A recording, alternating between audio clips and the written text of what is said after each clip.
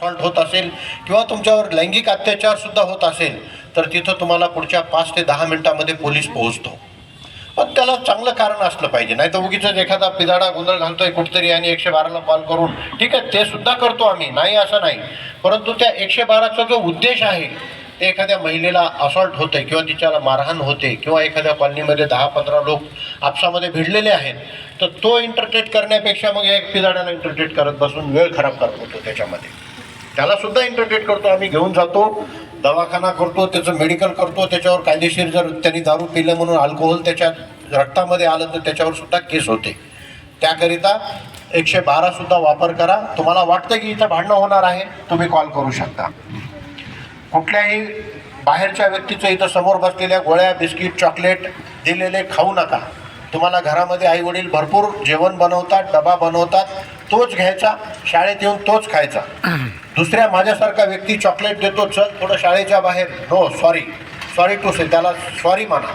आणि ती गोष्ट लगेच तुमच्या शिक्षकांच्या लक्षात आणून द्या की हे काका मला चॉकलेट देत आहेत आणि बिस्किट देत आहेत आणि बाहेर बोलवत आहेत. त्याच्यातून काय असतं, गुंगीचं औषध असतं मित्रांनो चॉकलेटमध्ये.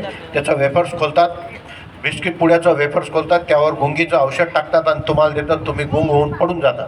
आणि उचलून नेताना मी जरी त्याला टोकलं की ह्या बाळाला कुठं, ते म्हणते माझं मुलगा आहे साहेब, बेशुद्ध पडला, मी दवाखान्यात घेऊन चाललो. मी काय करू सांगा तिथं?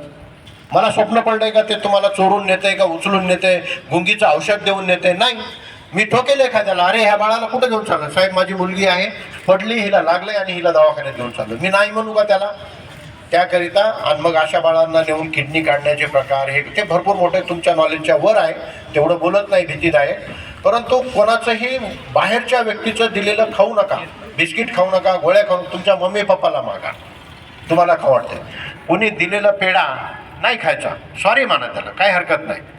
कुठल्याही मंदिरात गेलात, कोणी अनोळखी व्यक्तीकडून कुठलेही खायचा पदार्थ घेऊ नका. बाहेर गावाहून येत असाल, 2 किलोमीटरहून बसमध्ये येत असाल, ॲटोत येत असाल, माझ्यासारखा काका एखादा शेजारी असं पुढा फोडल्यासारखा करेल, पेढा देईल, नको काका. लईच तो आग्रह करायला घेऊन ठेवा, बाजूला ठेवा, त्या कंडक्टरच्या लक्षात आणून द्या, काका हा विनाकारण मला त्रास देतोय. बिलकुल ते कंडक्टर त्याला शिव्या घालेल. कोणी हे आपल्यापेक्षा मोठा व्यक्ती आहे त्याच्या नॉलेजमध्ये आणून द्या. आपल्या शरीराला स्पर्श करू देऊ नका, मी वेळोवेळी सांगतोय. त्याच्यासाठी आज शाळेचा पहिला दिवस आहे. तुमच्या शाळेला मी वेळोवेळी येत राहीन. ज्या ज्या वेळेला मार्गदर्शनाची किंवा काही आपल्याला सांगण्याची गरज पडेल त्या त्या वेळेला मी उपलब्ध आहे.